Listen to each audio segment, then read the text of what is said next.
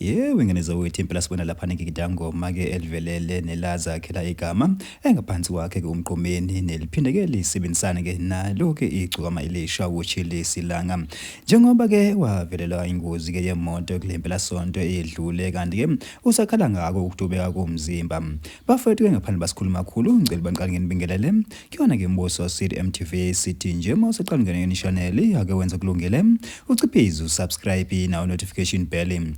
thola zonke izindaba ke shisayo nazo ke zitrendayo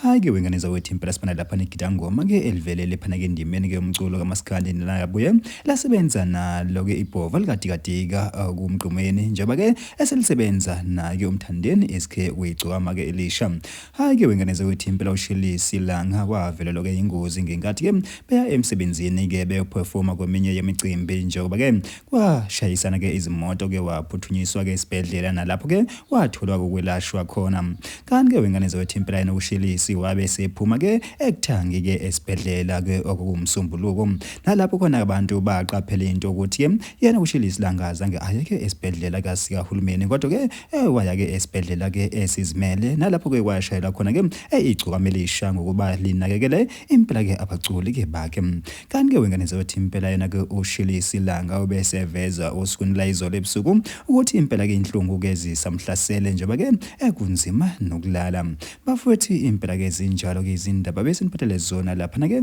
uChile Silanga ke owabandakanya engozini ke yemoto njengoba ke esezwa ke isivube ke lapho ke wayeshayiseka khona bafowethu impela thina simbozo MTV sithini ake nisivumele sihlabe phasi ngedolo siqushe idibane yona ivideo elandelayo.